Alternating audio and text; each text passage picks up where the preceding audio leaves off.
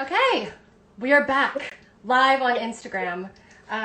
Obviously, trying to deal with our technicalities of trying to get this video on multiple destinations.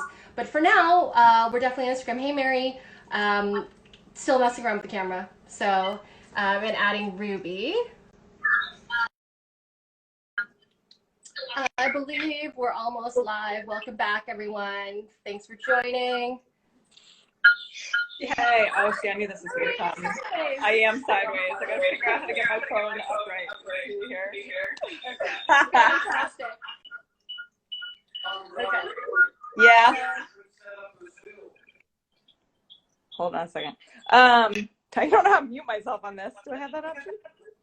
Technical difficulties. Hold on, I'll go figure this out. I'll be right back with you. You start, JulieAnn. Okay. So hopefully we might have double audio going on because I'm attempting to try to record this in multiple destinations at once, but we'll find out. But we are in Brooklyn. We're live. We're doing Breakfast Blondies this morning. I've got Mary fielding comments. I've got Ruby, who is messing with her camera as we adjust to trying to do all this stuff in the kitchen. So you are extra close to me because we are using the stovetop today. So we're going to use the stovetop to go ahead and melt our butter today. You should have with you, if you are baking with us, you should have butter, you should have nuts, you should have flaxseed or almond flour or oat flour. And, are we getting feedback? Okay. Hold on. Oh, sorry. I gotta figure out how to mute myself on one of these things. I think if we mute on like your computer, maybe?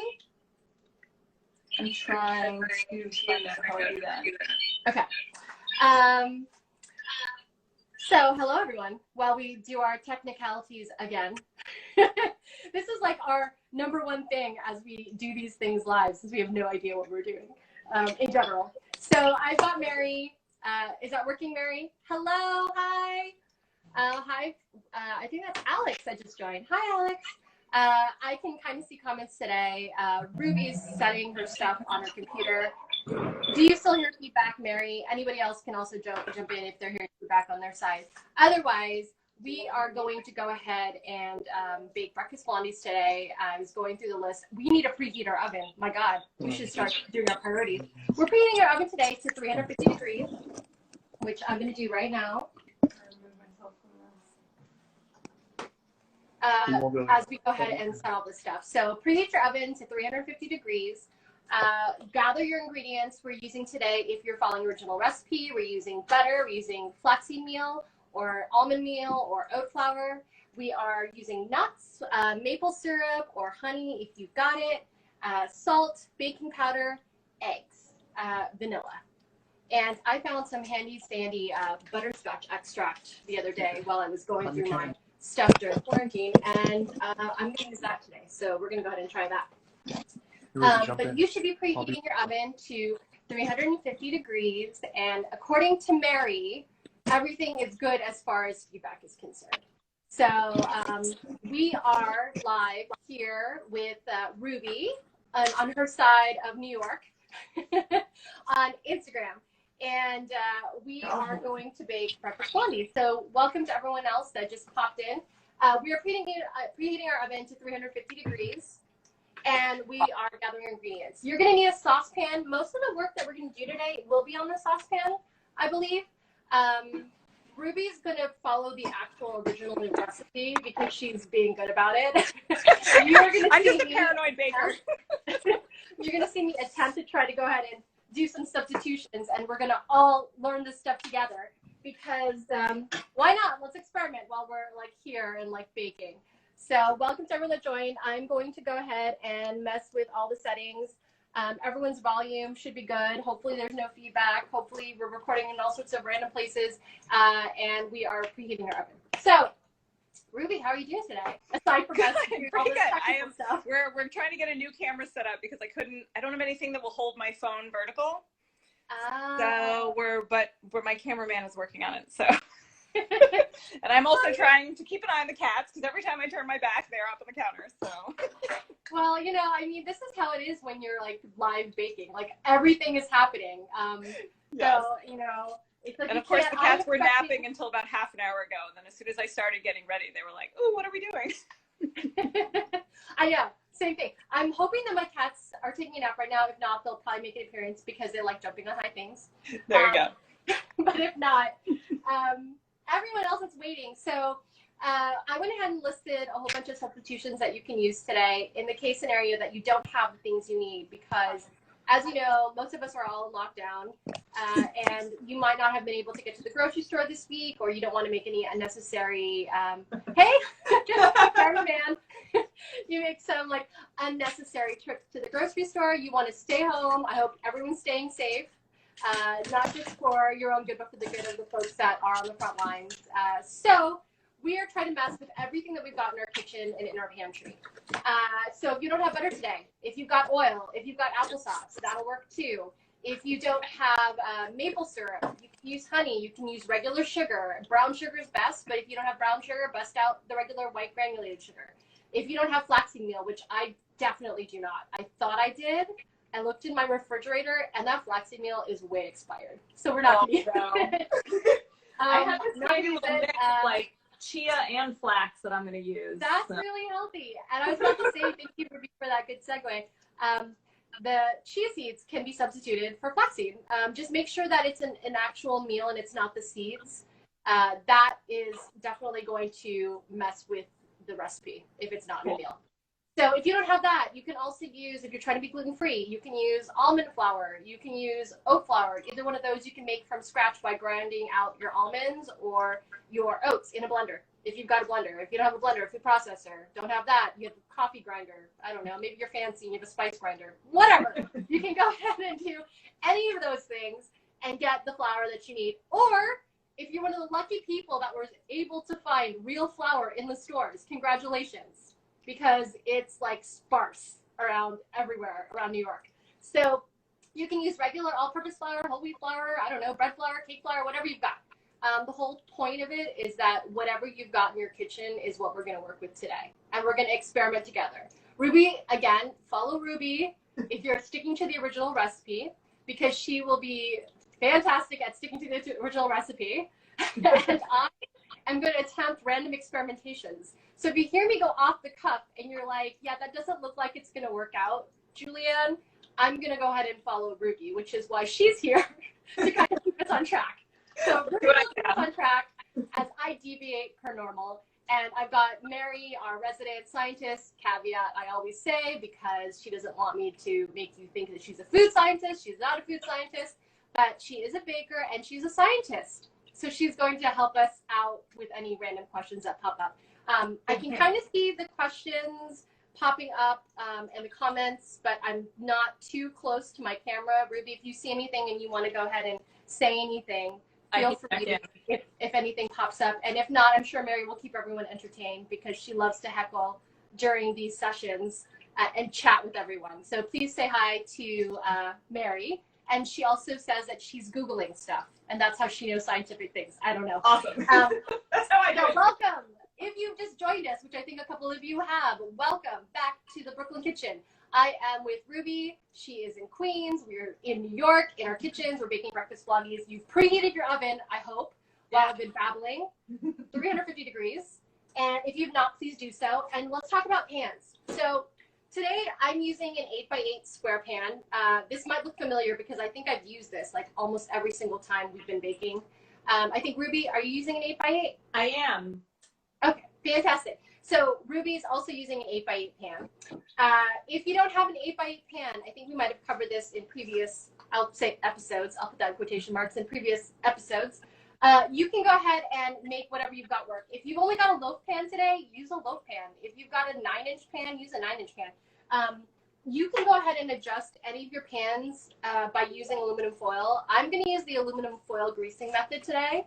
Are you going to use the regular method, Ruby, with just butter? I think I'm going to do parchment paper, and I'm actually going to cheat and not use butter because it's so precious these days. So I'm going to use a little bit of spray canola. Oh, yes. I too am going to use canola spray. Cool. Because that's what I've gotten, and it's super easy. And if you're using the aluminum foil method, fantastic. If you're like Ruby using parchment paper, fantastic. And if not, you can always do the butter method, which Ruby just mentioned, where you don't even use either of those things. You just butter and flour your pan. So I am going to use I'm going to get my parchment paper. Because today, hopefully, I can get you sort of better angles, maybe not, of the things that I'm doing. Parchment paper. And I am going to go ahead and fit this to my pan. Now, the thing with this is, if you want to make your pan smaller than what you've got, so like let's say I said before, you have a 9-inch pan, and we're talking about 8-inch pans today. What you can do is you can go ahead and take the aluminum foil, and you can create what I call dams and fold it and make yourself like mini pans. So that is only if you have a larger pan that you want to use, or in this case, this is an 8x8. I could, if I wanted to, if you like, your Blondies a little bit thicker than the normal, then you would use, like, you can fold this up, and I'll show you real quick. Do not say, I've just folded it in half, left foil inside, and created my own like little pan inside a pan. And that'll fold up pretty well, like, in a pinch. And that's the kind of stuff that you can kind of, fake if you don't have the kinds of tools that you need at home. Because again, you don't need to buy a million different baking pans. I mean, you could if you really love baking. I mean, I have way too many, and I probably shouldn't have all these pans because we're living in Brooklyn with small space, and it's New York. But I do, but you might not. And, you might not like be baking all the time, or you might not need all those things, or you only need like, things for certain pieces. Maybe you have glass pans because you make lots of casseroles, or you're like a fancy home cook, which, I mean, congratulations to you, because I can bake and I can sort of cook, but better baking than a cook. So I am going to go ahead and today do the 8x8 aluminum foil. So I went ahead and I dropped my pan or my pan holder. I went ahead and I put this aluminum foil down into my pan. I'm going to spray this completely with canola spray. So I've got canola cooking spray. However, you might have something else, coconut oil spray. You can have Pam. You can have whatever. You can also use butter if that's what you're doing. But I, too, am going to use the spray as Ruby is, and I'm just going to spray the entire pan. So we're just going to spray the entire pan. So I have sprayed my aluminum pan. This is set. I don't have to do anything else with this pan. We're going to put it aside while we go ahead and mess with the ingredients. They maybe will even last for an hour because Ruby and I are going to whip these up in a quick frenzy. That's right. These sound like it should be pretty quick. I mean, we're hoping that it's pretty quick, right? We should probably be able to bake this within the hour. But as everyone that's been joining us in the last couple weeks, I tend to start chatterboxing, and then we end up going for like over an hour. Or last week with Melissa, who I know is also online right now. Hi, Melissa. Welcome back. This time on the other side of the camera. We chatted for like 2 hours. So if you last that long with us, fantastic. And if you don't and you get bored with us and you leave and you come back, we're probably still baking. So I have just done your spray. Ruby, you've done your spray. I'm going to get a saucepan. Lovely. This is just like a regular, smallish, medium saucepan. Nothing fancy that I'm going to go ahead and put on the stove. And the reason why is because we're going to melt our butter. And today we really want to brown our butter, which is a method that you're not burning your butter. That's the caveat there that I'm going to say. Browning your butter basically gives it a nuttier flavor than normal melting your butter. If you're afraid of the browning of the butter, you can always just melt your butter and kind of stand back, and it's okay. But if you're going to brown your butter with us today, basically you're waiting for it to foam up, and it's going to stop foaming at the bottom of your pan. And it's really great to sort of use pans that aren't dark on the bottom already, because you're going to see brown bits form at the bottom of your pan when you're browning your butter. The easiest way to do it is to cut your butter in like tablespoons so that way it melts faster. You can be completely lazy sometimes. I do it all the time. I just take the entire stick and stick it in the saucepan because I can't be bothered. And it just takes a little bit longer because, you have it cut into small pieces. Kind of like when you make mashed potatoes and you use whole potatoes and, sort of the same thing. I think I might go ahead and cut mine up now that I've already put it in the pan. I'm going to go ahead and cut mine up too. If you don't have butter, we're using 6 tablespoons. I'm also holding this knife like very viciously. Holding a knife viciously while I chat with everyone with my knife in my hand. If you don't have butter, you can use regular oil, and it doesn't matter what oil. Coconut oil would probably be the best kind to use here just because of the way that it moves with temperature. It melts pretty fast. It also solidifies kind of the same way butter does. But if you don't have that and you have, I don't know, Crisco shortening, use Crisco shortening, or, you know, olive oil. That would probably be delicious, actually. It'd probably give a nice flavor. Even canola oil or just vegetable oil. So I'm going to pop that. I'm just using straight butter. And I'm going to melt that on the heat medium about.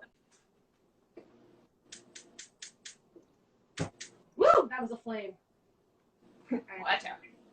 Okay. So my gas stove just kind of went in flames. But we're here in medium. We're medium land. We're also going to, if you're using nuts today, you don't have to. Some people don't like nuts in baked goods. Some people, maybe they're allergic, or you just, you know, don't feel like the texture is your friend today. That's fine. But we're going to go ahead and toast the nuts in the butter while it's browning. We're going to give it a second. I think, personally, when you are browning butter and you're toasting nuts, there is a fine line, and Ruby, correct me if I'm wrong, there's a fine line that happens between burning your nuts and, like, that just sounded so bad. You're very right, though. You're very right. I mean, the connotations are there. So like it's like a fine line. You'll burn your butter, and I suppose I should say toast your nuts. A little too toasty. Toast the nuts. Yeah, we definitely don't toast the nuts. That's a more technical term than saying the other one. So yeah, I tend to go off of smell. I kind of try and like keep smelling it, and you can kind of smell when everything gets like that really nice toasty smell to it, and then it's like take it off the heat. Yeah, no, that's smart actually to go ahead and do that, because that's the number one way you can tell if it's burning, the smell. Yeah. If it starts smelling a little toasty. Other ways that you can go ahead and toast your nuts if you're scared of the stovetop method. You can put it like in an oven on a cookie sheet for like a few minutes at like 350 and just do it that way if that's how you're used to. Or you can not toast your nuts. I mean, you don't have to do that either. Toasting your nuts basically just gives it an accentuated flavor. That nuttiness comes out a little bit more than if you don't toast it. So yeah. My butter, you can hear it sizzling. I wonder, is yours sizzling a little? It is. It's getting there. Yeah. All right. Hopefully Mary's keeping you entertained as she talks. Yeah, I know, Mary. I'm always going off my weird. This is such a delicate phase. I'm like, oh, I should probably pay attention to my butter. I know. Especially because my cast iron pan, so it's hard. This is the part in live baking. So, like, if we were doing this and we recorded ourselves, you could pay attention a little bit more. But we're chatting at the same time we're looking. Yes. So mine is kind of a little high. I'm gonna turn it down a little bit. So mine is right now is in that foamy stage. And I'll show you guys a little bit closer up. See how it's, woo, there goes the smoke. Foamy stage, just a little bit foamy. Yum. So I'm gonna go ahead and put it in. I'm gonna lower my heat because as you saw the smoke, I thought that was just a little too much. But I'm gonna take my nuts now and I'm gonna go ahead and toss it into the butter, and we're gonna go ahead and toast them that way.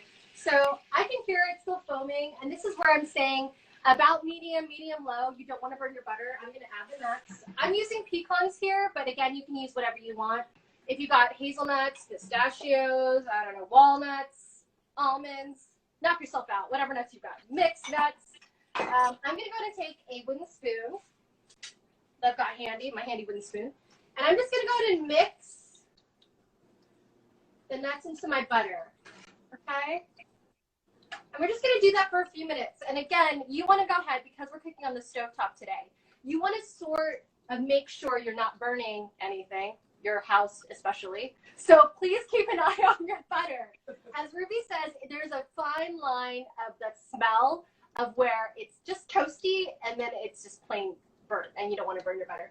So it seems sort of really complicated, but if we just watch it, and again, because we're chatty Cathys, or at least I am, I'm probably going to be more prone to burning my butter today. So watch Ruby, because Ruby will not burn her butter. All right, I will try not to burn my butter or my nuts.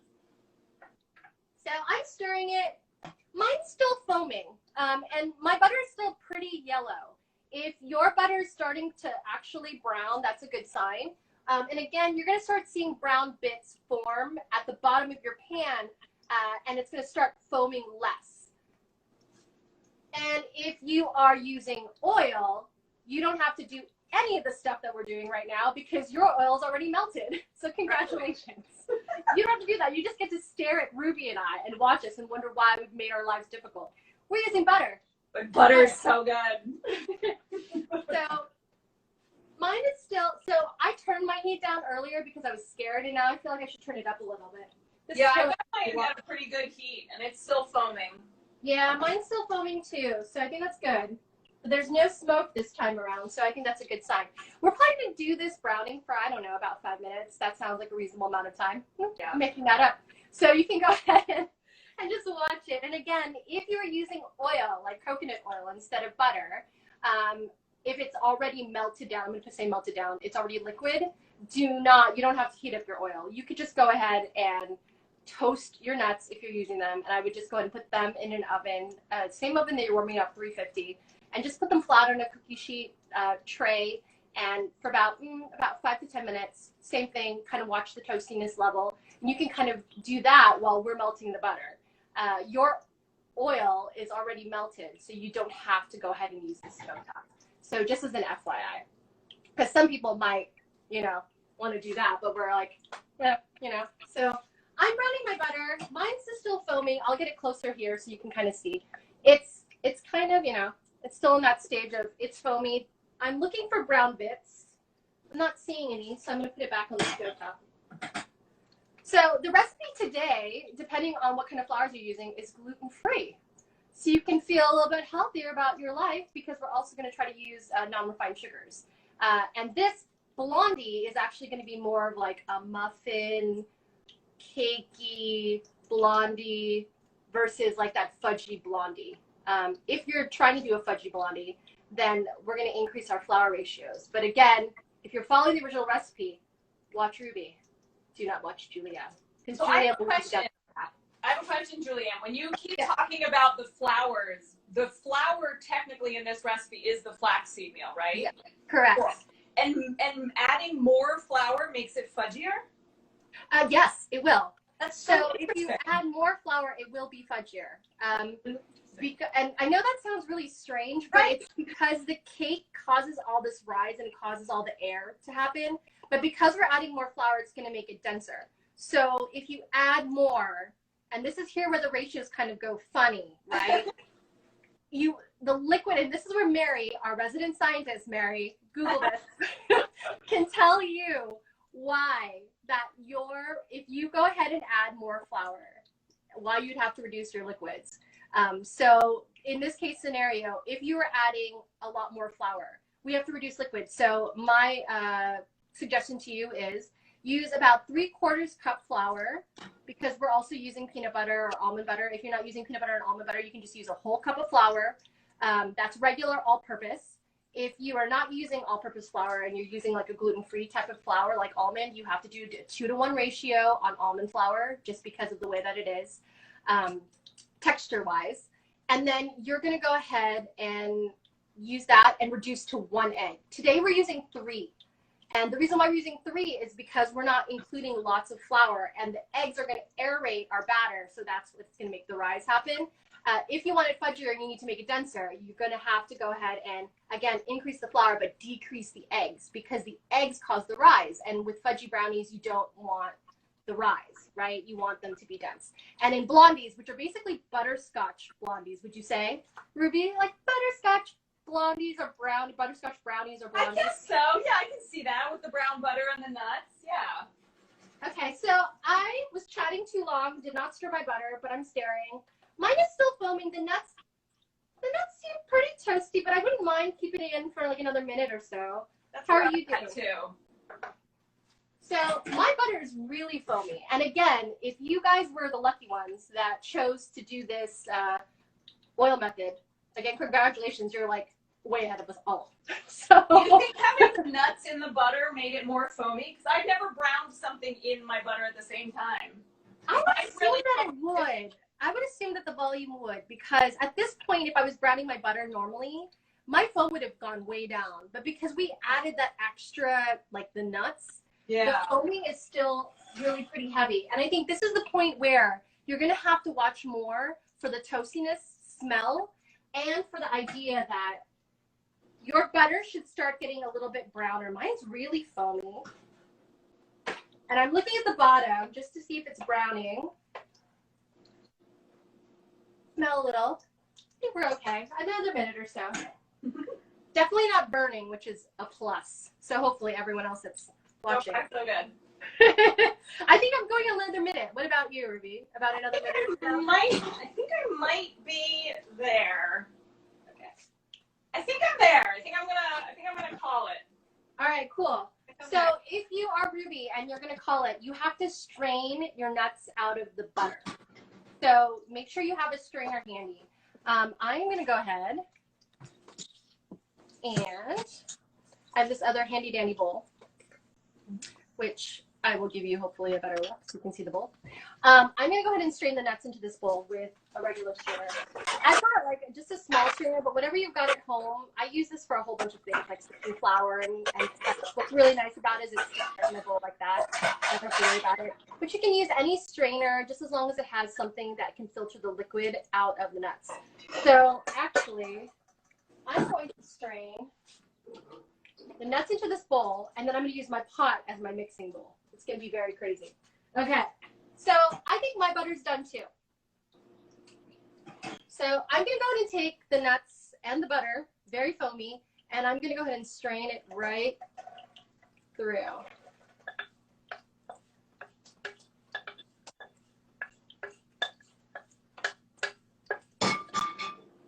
Okay.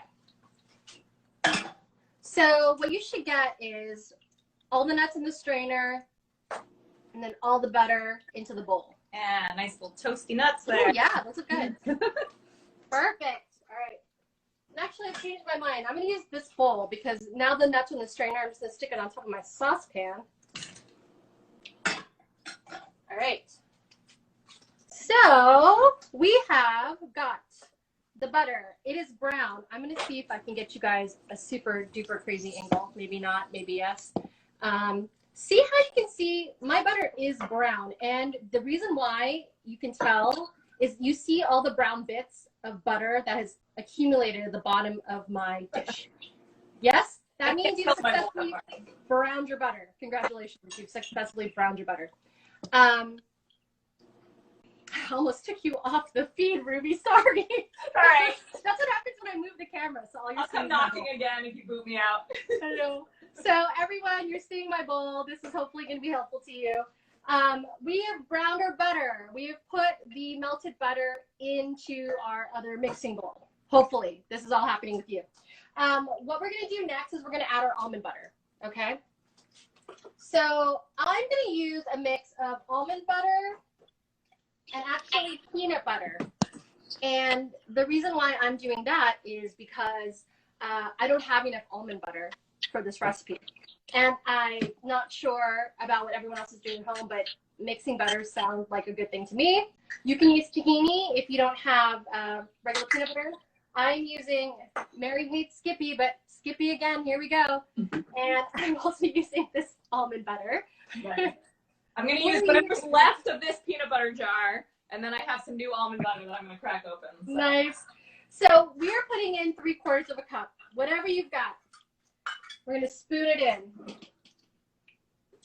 I'm just going to take a regular spoon. I'm probably going to regret this and want to use a spatula. I'm going to try to do as much almond butter as I can right now.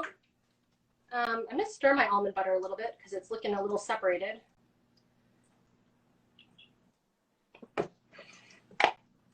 Here's me hoping my almond butter is still good. Guys.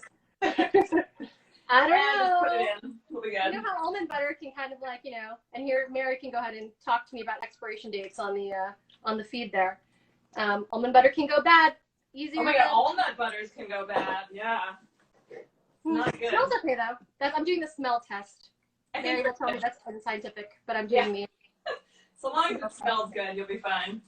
I know it doesn't smell rancid. I feel like almonds have that, like you can tell. So I'm not being super exact about it. So this is a 1/4 cup that I'm using, dry measuring cup, and I'm just gonna dump. That's 1/4 cup. I need 2 more to go.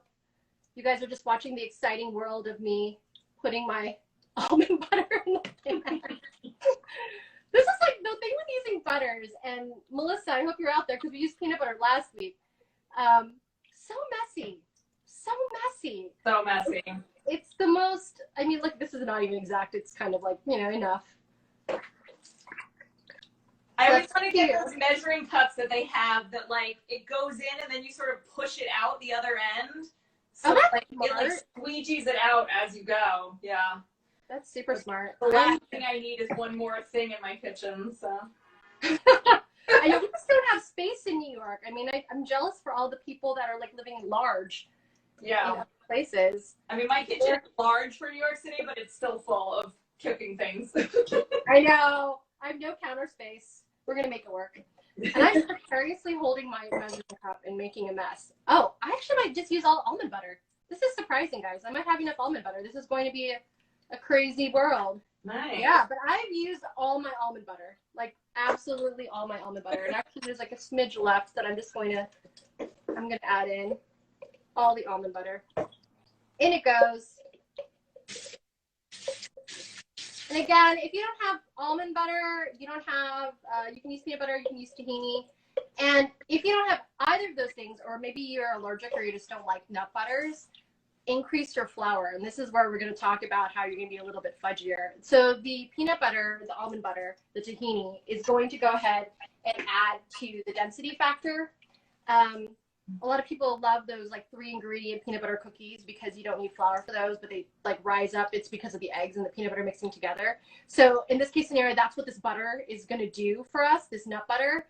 If you do not use the nut butter, which fair game, you might be allergic or you just don't want it, you need to increase your flour ratio. And that's where I would rise it all the way up to about a cup of flour. Cool. That is just my suggestion. That is a bold suggestion. I'm ruining this Bon Appetit recipe. That's what I would suggest to you. It'll be a whole new creation.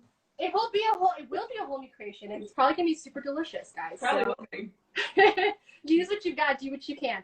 So I'm gonna mix in my butter into my nut butters into my butter, and because it is kind of gloopy, as you can see, the heat, still residual heat from the butter, is gonna help me mix my nut butter.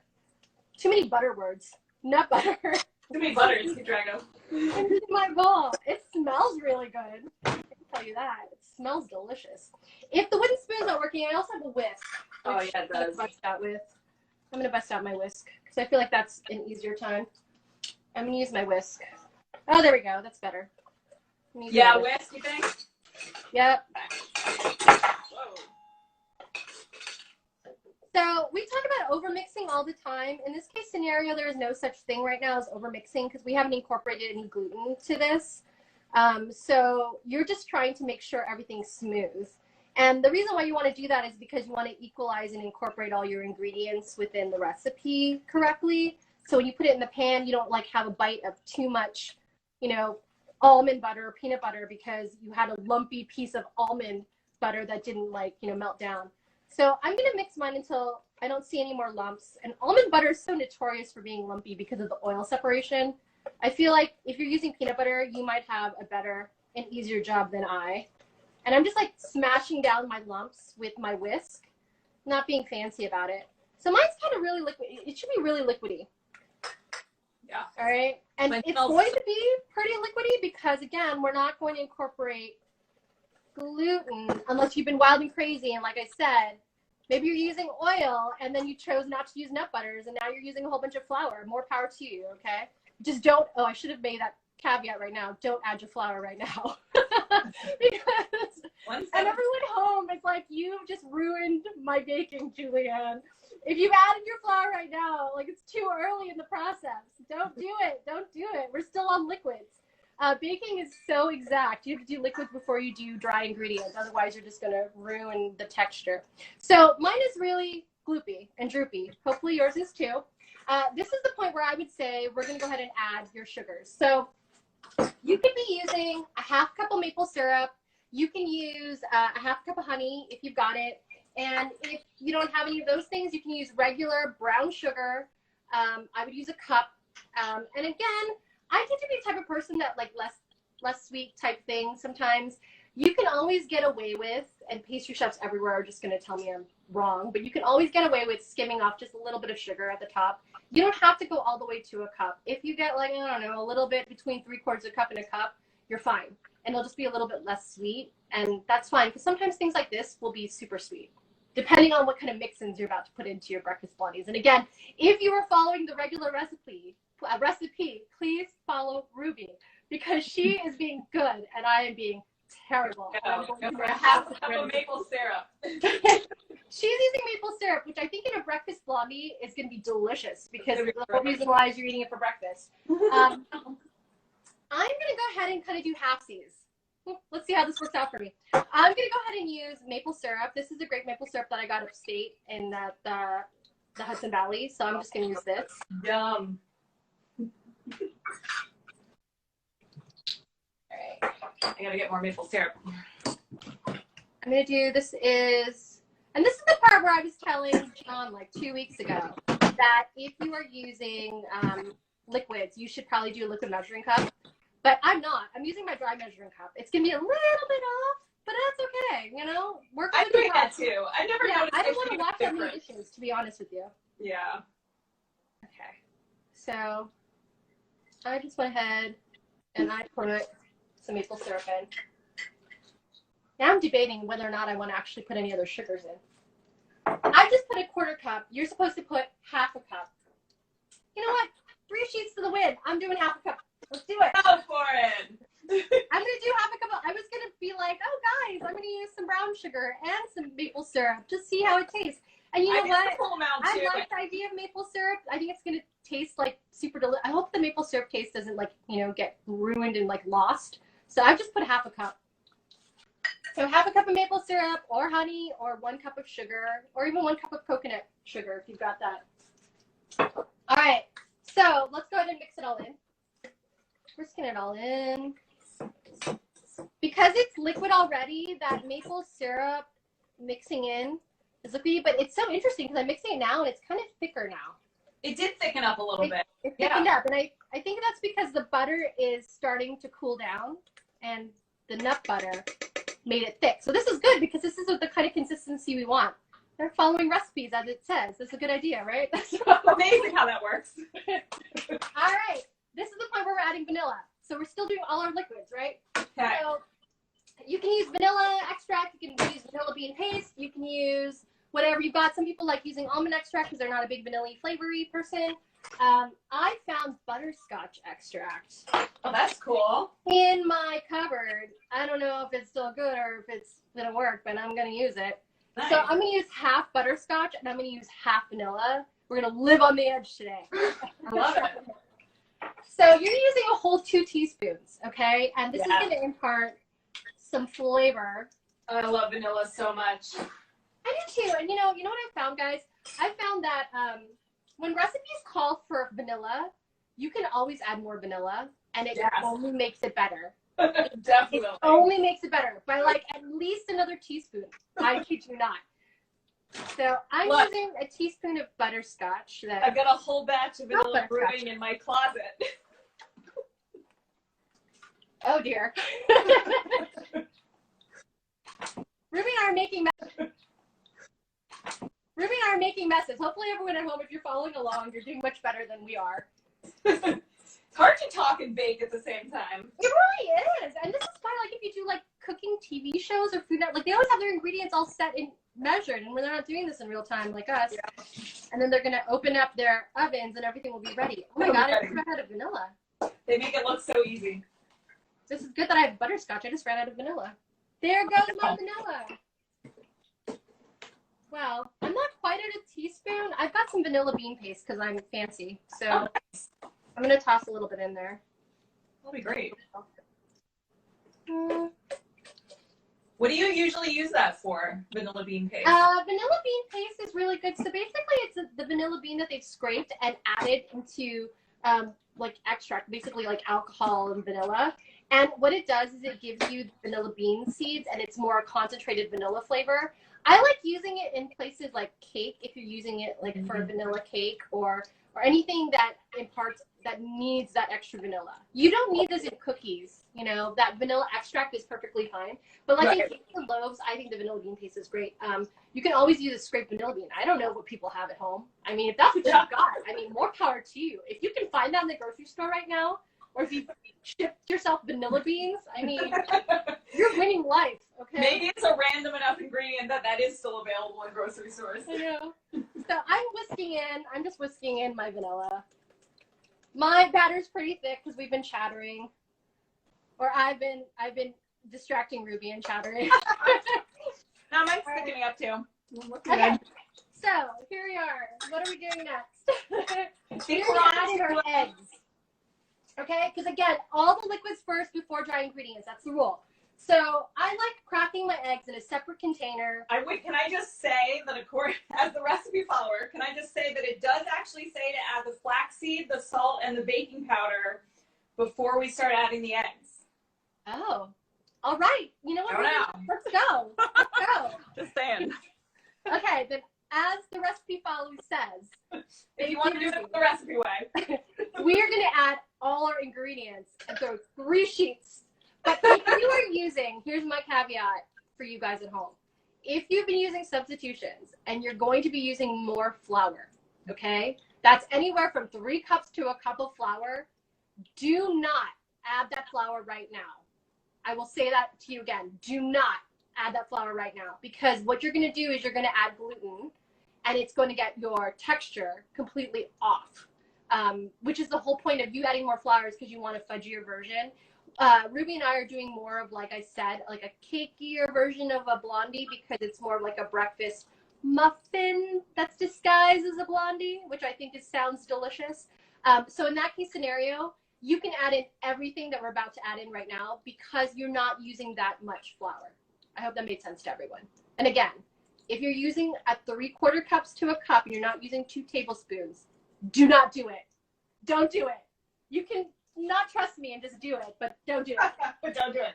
She'll have told you. I'll see you. Mary will call you out. I know.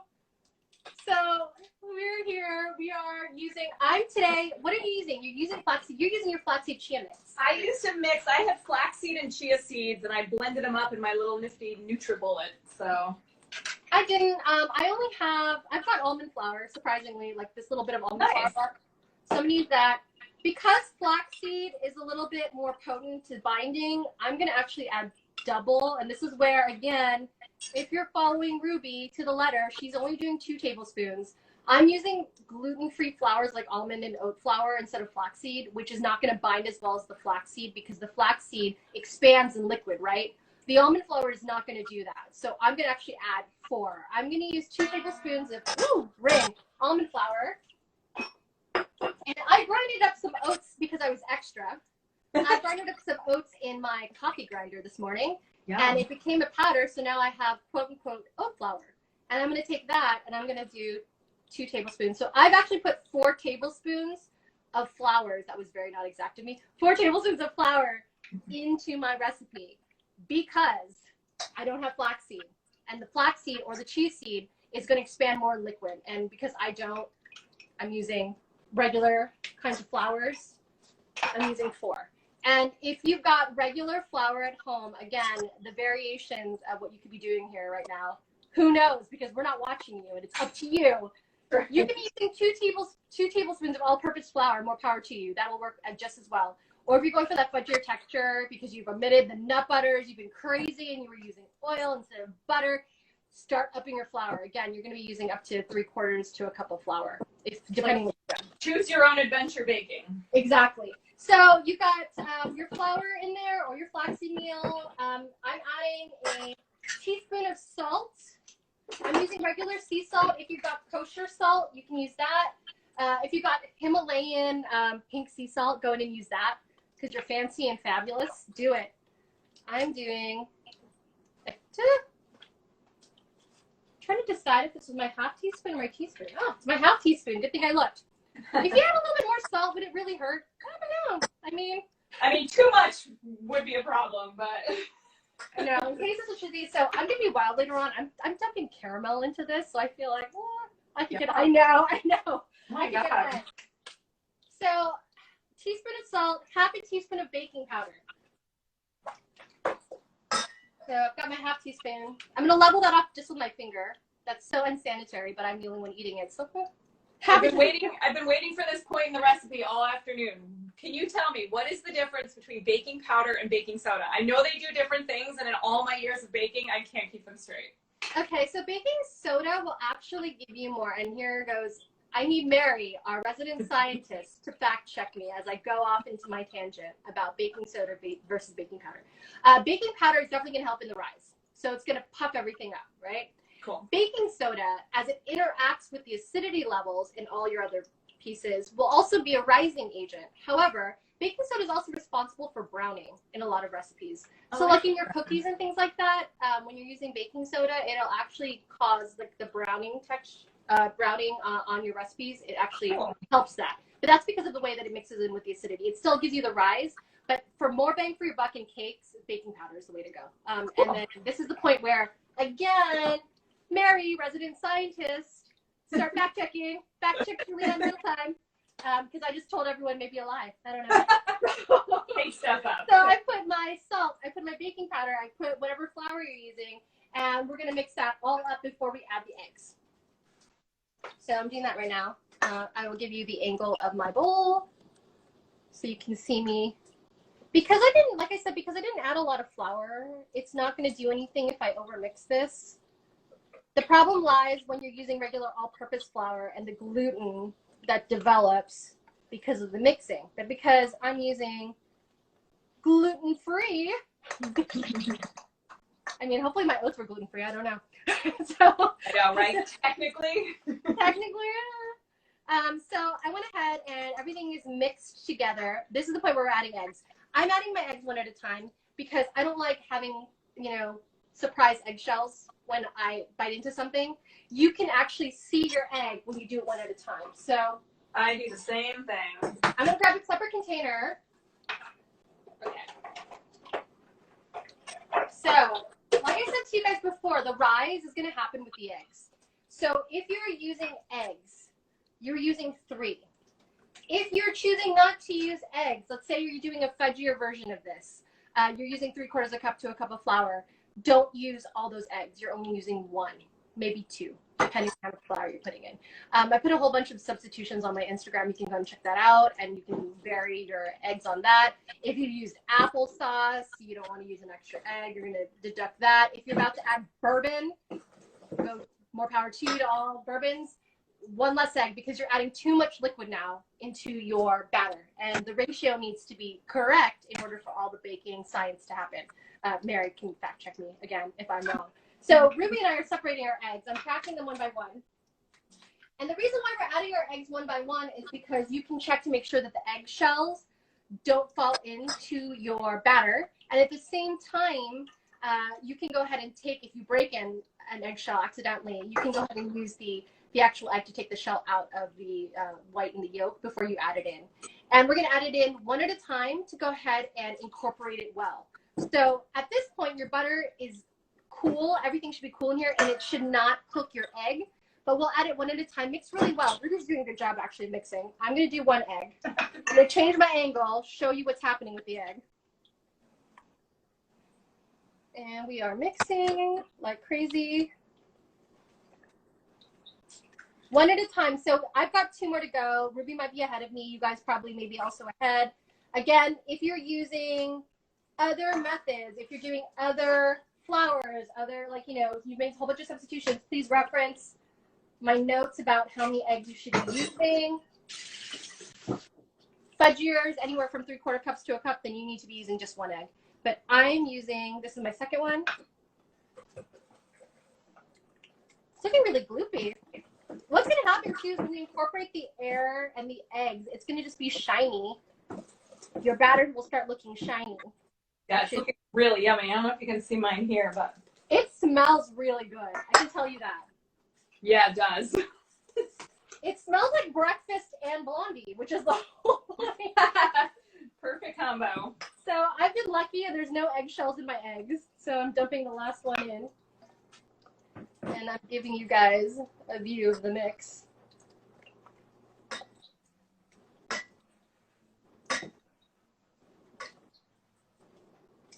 Okay. All right. Mine looks shiny and the egg is incorporated. We are good.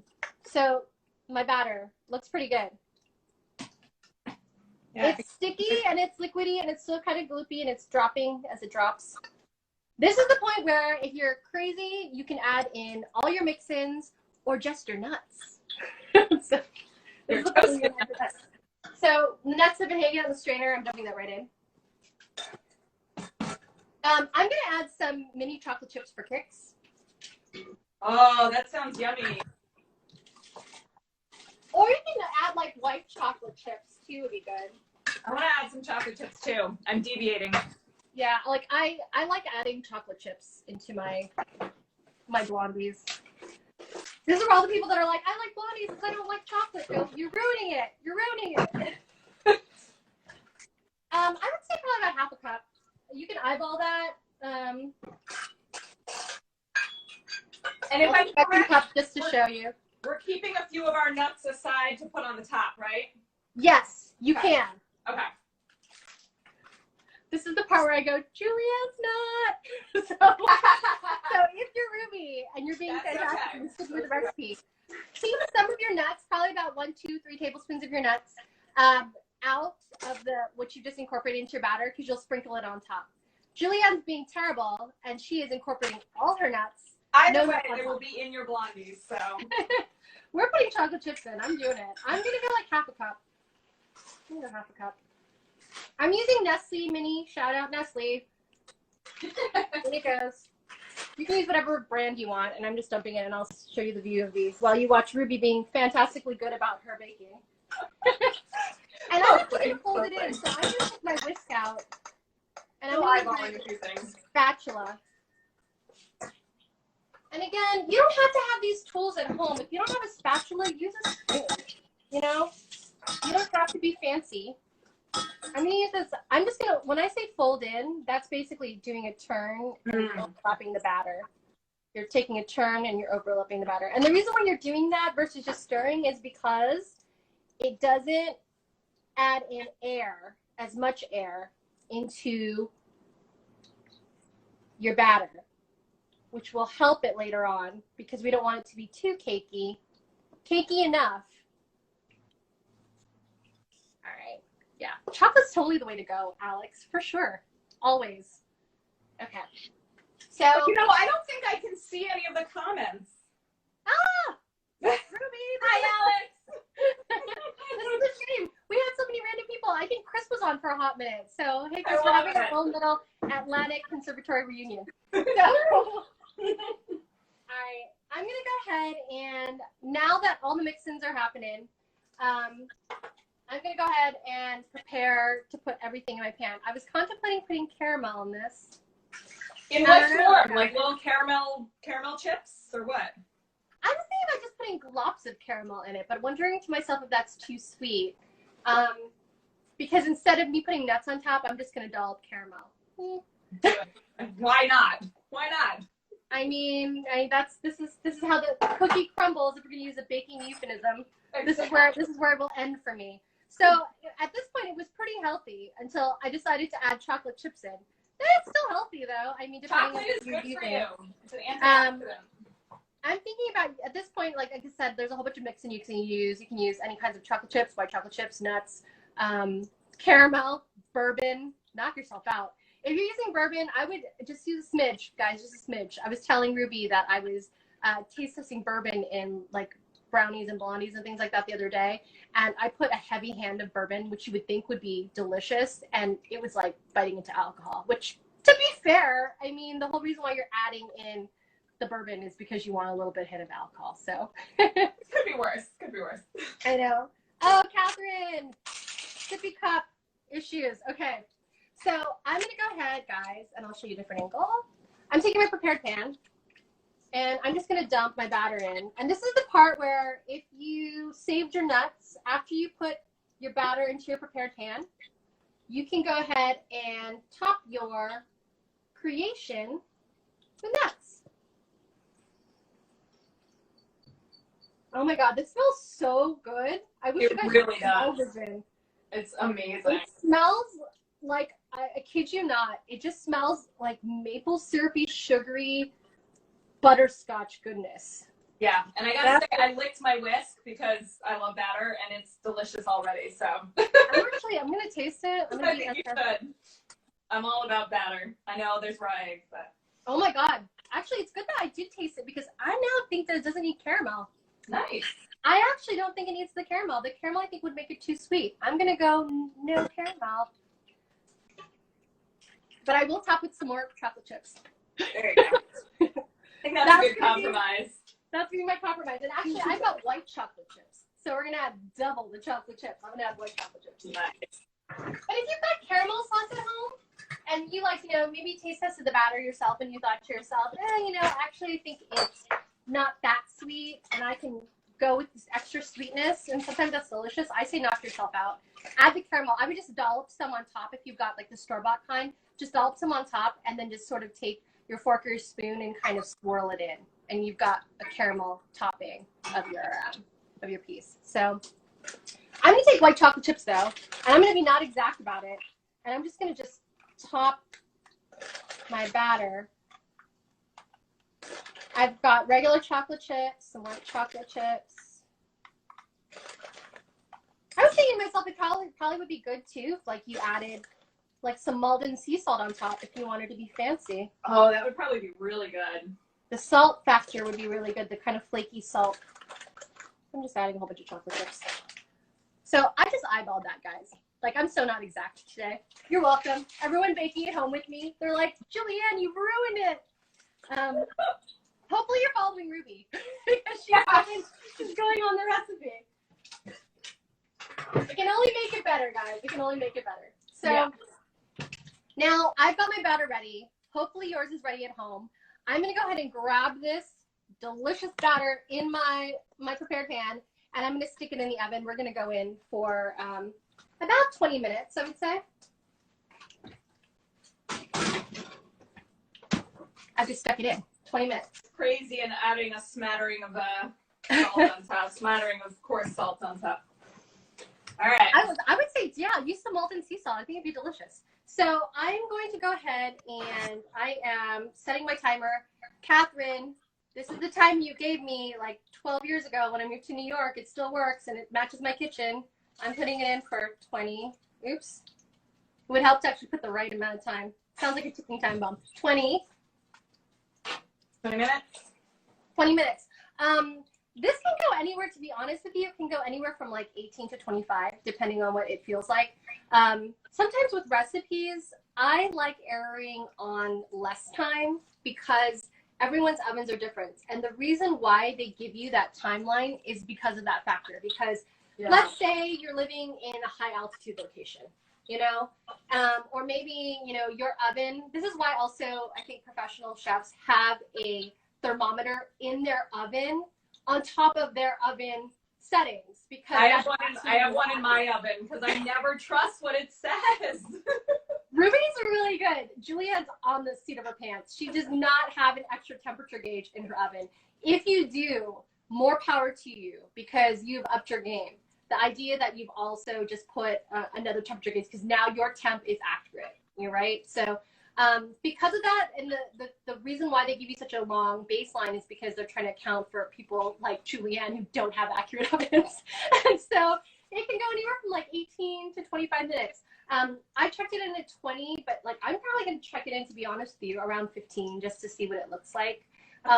Because, it's depending on how you like your blondies. Sometimes you want it to be a little bit gooey. If you're doing the fudge blondie route, you definitely don't want your toothpick to come out clean. I would err on less time. You don't want it to be raw, but you want just a little few moist crumbs to be attached, right?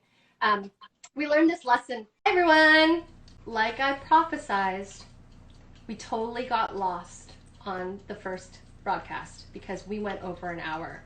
We're probably about 15 minutes away from being done. Hi, Alex. Now that I've actually stopped baking, I can see the people on the comments. Hi, guys. Thanks for coming back. We got cut off. I'm just waiting for Ruby to come back. Mary's back on. Great. Chris, Melissa, hey. We're just waiting for Ruby to get back on. Hopefully she realizes that Instagram Live got cut off. We're going to have to text her. Someone text Ruby. Let her know, because my camera is being used right now. And let her know that we've gone off the rails. So Instagram usually cuts us off about at the hour mark. And at the hour mark, we've got basically a little bit more time left in the oven. Less than 20 minutes. We should all pretty much be done less than 20 minutes. Chris, I just saw your comment. We should be doing repetition during our baking. We should have been doing that the whole time. I think that would have been a great game. When she comes back, I think that'd be a great thing to do while we're waiting for this to bake off. Hopefully she comes back. Ruby was baking with me about, I don't even think like a few minutes ago before she got completely cut off. Alex, if you're out there, I think you are. Can you text Ruby? Oh, there she is. All right, Ruby's back. My doorbell is ringing, guys, which is odd because I'm back. Thank you, Alex. Ruby, it was so weird. My doorbell started to ring as soon as you got back, and I'm like, Ruby? That would be amazing. Oh my God, that would crack me up. I love it. No, I honestly think it's probably UPS, and they're just ringing my doorbell. Probably. But I'm not going to check because it's fine. It can wait. It can wait. That was kind of crazy, though, because as soon as you got back on, I was like, oh. And we had just been talking about the fact that Instagram was going to cut us off because I know. It's too long. But we've got less than, like, about 15 minutes. About 15 minutes. Yeah. Before we were going to take out these things from the oven. And I think if I didn't jabber on so much in the beginning, we probably would have been done. It's all right. I think we did great. It's fine. And I just started reading the comments, and Chris is on, and he said we should have been doing repetition while we were baking. I mean, it could have been. We could have. But then I feel like for sure I would have burned my butter. During the butter burning. Oh my gosh. We could have just kept on saying that over and over again. I burned my butter. I burned my butter. I burned my butter. I burned my butter. And then no one's fielding us, and it's could have been good, could have been bad, but yeah, exactly. I don't know. But we're waiting. My doorbell is no longer ringing. Ruby's back with us. Awesome. I'm back. I think we got everybody that was watching with us live to begin with on again. And if not, if people are randomly joining because they wondered what in the heck was going on with us. Right. They were like, how does it end? Or they've just gotten like the notice that says that we're on Instagram Live, and then they've tuned in and they're like, why are they just chatting with nothing going on? Because we've already made our batter for our blondies. Right. I was gonna say brownies, our blondies. Blondies. And our breakfast blondies, and it's sitting in the oven right now, and we're just waiting for it to come out.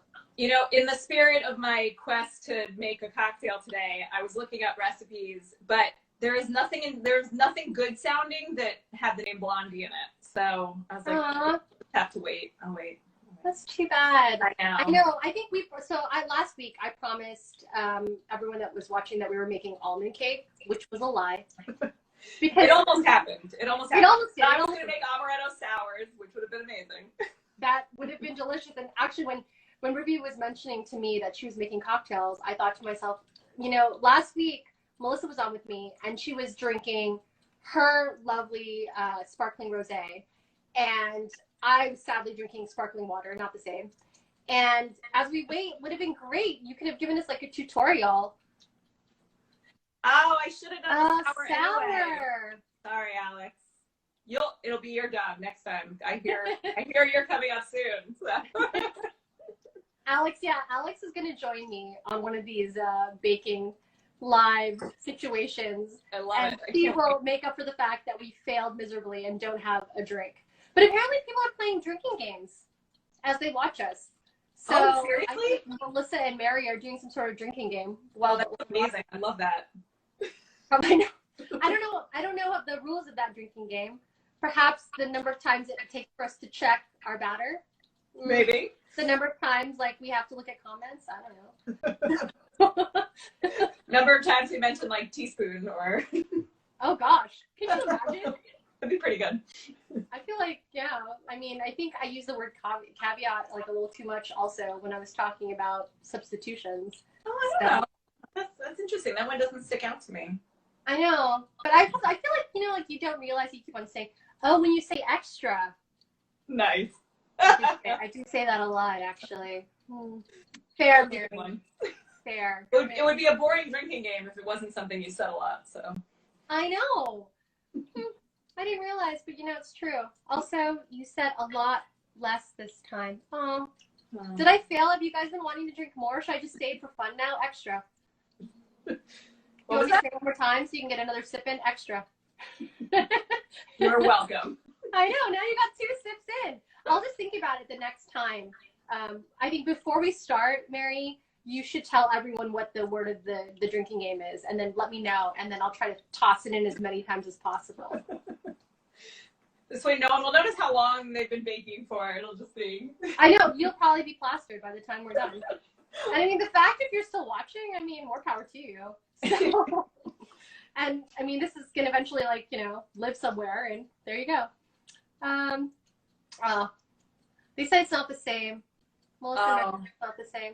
It doesn't work if you know what the word is. Is that it? Yeah. Because then we'll prevent ourselves from saying it. Yeah. No, it's more fun if we don't know what the word is. That's true. How's it going over there with you? Because we're now in is it week 4 or 5 now? Staying at home? I think it's longer than that. I think it's like week 5 or 6. Has it been that long? I've been like losing track of the days. Like, I don't know. Every day feels the same to me. I know. I mean, technically, I haven't worked in my office since March 2nd. Oh, wow. Yeah. So the second half of that week was unintentional. I was off. And then it turned out that someone in the office had tested positive.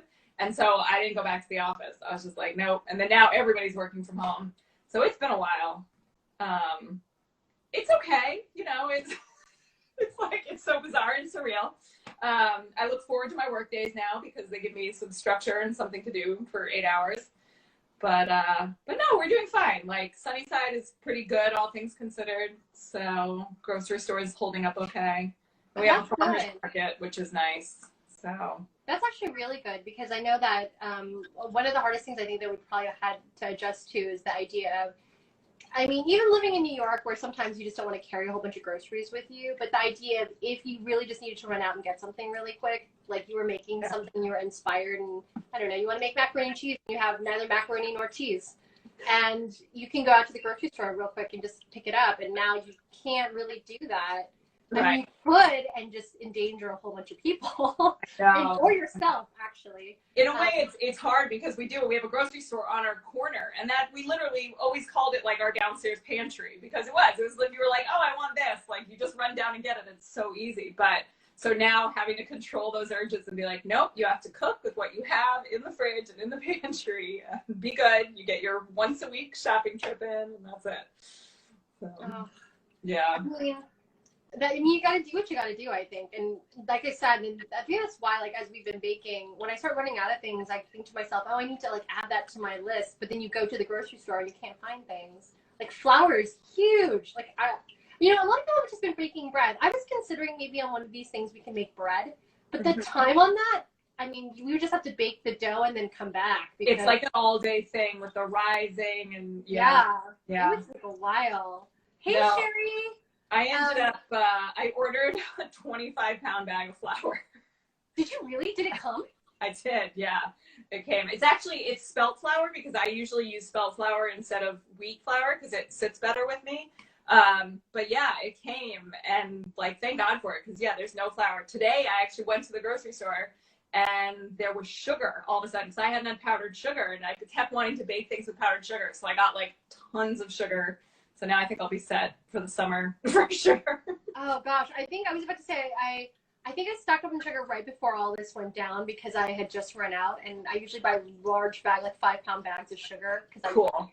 Too much, guys. I really shouldn't. I should be using that coconut sugar that's sitting behind me. I bought that with the intention of trying to use that instead of real sugar. I have some of that. I actually really love it. I've been using it and stuff, and I don't notice a difference. Like, yeah, it's delicious. I think it's great as a replacement for brown sugar, especially because the texture and everything is almost similar. Yeah. I think it changes the color in things where you use white sugar, which is, I think, the only I'll put that in quotation marks, downside. Coconut sugar is definitely healthier for you. It's low glycemic. Yeah. So it's a healthier, non-refined sugar. But we were just talking about, and Sherry just joined, and I know that Sherry was saying that she just found sugar the other day at the grocery store, just like you, and she was shocked and amazed that she found sugar. Yeah. Because these are the kinds of things, like, I guess because people are staying at home, the things that they want to do in quarantine is, like, you know, bake things from scratch, because you have time now. Like, right. You can't just run out to the store and get bread. You're gonna make your own bread. Right. Or even cookies. If you're like, I'm craving cookies, it's like, well, might as well. I know, you just make them. And it's been crazy because I don't know about you, I can't eat all those sweets in like one sitting. I have to put stuff in my freezer, and my freezer's getting full, guys. Mine is pretty full too. Mine is getting a little bit tactful. Yeah. Yeah. Wow. 2 grocery stores, said Sherry, and no bread flour. No bread flour. I haven't seen. I'm not surprised. And I tried ordering bread flour direct from King Arthur Flour, and that's in Vermont, and they are completely behind. I think they sold out. I got mine from some like small family mill in Minnesota or something. It was like that was wise. Yeah. That was wise. But it was hard to find. Like all my usual outlets for flour were just like, yep, sold out. I know. I mean, what's so funny is if you go to the grocery store, all the things that you'll see, the gluten-free flours are all still in stock. It's so true. I was told by someone that is gluten intolerant that the 1-for-1, the King Arthur gluten-free flour is a pretty good substitute for regular flour. Like, it's pretty spot on. You can't necessarily tell the difference. Yeah. And they do a great mix of gluten-free flour. So if you can't find regular flour, that could be a good thing to try, just to try it. And actually, Bob's Red Mill also makes a gluten-free flour. And it's same thing. It's like, I've never tried making bread with it, but in terms of baked goods, it's pretty indistinguishable, like, as a substitute. So yeah, I mean, if it's doing the same thing that like your regular flour is doing, then why not? I actually don't think that I'm gonna get in trouble for saying it. I don't think the flour provides, depending on what kind of flour you're using, gives it like a taste, unless you're doing something that's very, I want to say the word flavorful, which is totally like the wrong word to use, but a strong kind of flavor, like rye, for example. If like you use a rye flour, that definitely has a taste. But like all-purpose flour has that chalky kind of, you're really just using it for the texture. So I think that like trying to incorporate a gluten-free flour that you can find somewhere versus, you know, being sad that you couldn't find, you know, regular flour in the store. Definitely. It's better than nothing. And you know what? I was seeing recipes the other day, and you can do too. And I was telling you guys earlier that I did not have flax seeds, so I thought I would just use a mix between almond flour that I had and grinded up some oats. If you have oats, which you can definitely find in the grocery store still, if you have oats, you can make your own oat flour. I mean, and you don't have to buy, that's not a specialty flour you have to buy. Just take your oats and stick them in the blender if you've got one. And if you don't have a blender, that's a problem. Okay, then don't listen to me. Yeah, that makes it harder. Like a food processor. Maybe most people have those kinds of things, right? I mean, just do by hand if you were really extra. Oh my gosh. You can do it by hand. And in like a mortar and pestle? I don't know. That might take a while. And try to do your flour that way. But I mean, you've got to work with what you've got, right? And I've seen really great recipes with oat flour in cookies are a great example, because a lot of people that make oatmeal cookies, you use less flour in oatmeal cookies because the oatmeal is going to soak up all that liquid for you when it bakes. So using oat flour and substituting that in recipes like cookies, probably delicious. Yeah. I've got to be honest. But that's a flour that will definitely impart a taste, right? A little bit, although still not even that much. Like, it'll be a little nuttier, I think, but it's still a pretty mild flavor. That's good to know, though. I mean, these are the kinds of things that we're gonna have to run across, though, and when you're substituting things. And I think that's what's so fun about baking sometimes. Definitely a science. You have to be exact with the ratios, okay? Yeah. I'm going to use the word caveat. That's my caveat there, is that if you're not using the right ratios, then it's definitely going to throw everything off, and, you know, the textures will be different. But if you can use like 1-for-1 type of things, and you have to do a lot of, I mean, I feel like you have to do a lot of research for that. But if you're the type of person that already has to take things out because maybe you're allergic to stuff, I have a friend that's allergic to eggs, and like kind of circumnavigating that when you're baking is hard because eggs are in everything when you're baking. Because that's what causes a lot of like the rise, and that's what binds everything together. Even when you're making regular food, like when you're cooking, when you're making meatballs, like people put eggs in it because it binds the meat together. So it's sort of those things where you just sort of have to think about other things that you can use, especially in this time when we can't go to the grocery store all the time. And hi, Casey, you just joined. Hello. You've missed all the baking, Casey. Ruby and I are just now talking into the air. Well, we wait. I've got 17 seconds left. Mine's like just a couple minutes left too. I'm about to start in a second. I'm really excited. It smells really good in my kitchen right now. I don't know about you. I can't smell it, but my kitchen's funny. It's like if I went into my living room, I'd be able to smell it, but I can't smell it in my kitchen. Oh, that was my timer. That means it's like a minute Mine left. too. Mine too. Oh, good. So Ruby and I are going to check. I'm going to actually check mine right now. So I set mine for 20, and it's supposed to be anywhere from 18 to 23 minutes. I'm going to check it now. This is my timer. Usually goes off a minute before just to see. How's yours, Ruby? It smells incredible, but it's definitely not done. I'm going to put it in for another 5 minutes, I think. Yeah, mine is a little bit, I totally just touched the top like a person who probably shouldn't. Mine's still a little bit soft on the outside, but I'll show you guys. Oh, actually, that's, I'm glad I went back in to check because it looked undone because it's very pale, but my toothpick comes out clean. I failed to grab, so now I have to get a toothpick. That's behind the camera, of course, guys. I'm going to get my toothpick. I'm glad you have toothpicks because I think when I baked with John like 2 weeks ago, he was like, nobody has toothpicks. I said, people have toothpicks. Ooh, that looks really good. I know. It's interesting. You're nuts. So pale. I'm going to stick my toothpick in. And I usually, like I said, I usually check it in like 3 places. Yeah. Nice. Those white chocolate chips look good. Oh, mine's coming out pretty clean. That's just chocolate that I'm seeing. Yeah. I think this is done. I know. I think so too. I'm surprised. Oh my God. This is very exciting. I'm going to put it in 4 places now just to check. Yeah. No, mine's see, everyone at home, if you can see that, this is just chocolate. And there's just a little bit of crumbs, just a couple. See that? There we go. Oh, yeah. Yeah, you're done too. Yeah. Oh, that's exciting. So now we're just going to let it cool. So what you guys normally, the thing that most people want to do right away when you bake is you want to immediately eat what you've just baked. Sometimes great things can happen when you do that. It's delicious. But you want it to cool down a little bit because you want it to set. And when you cut into it to actually get the correct texture from what you want. So with these, we're definitely going to have to let it cool a little bit. Mary has toothpicks too. I know. Maybe that was, well, John didn't have a lot of things too. If John is on this, I'm sorry that I'm calling you out again. Again. You went through a lot a couple of weeks ago, so I'm sorry that I'm calling you out again. But letting it cool is going to help it because when you cut into it later, the texture will set, right? Because now it's still too warm, everything is loose.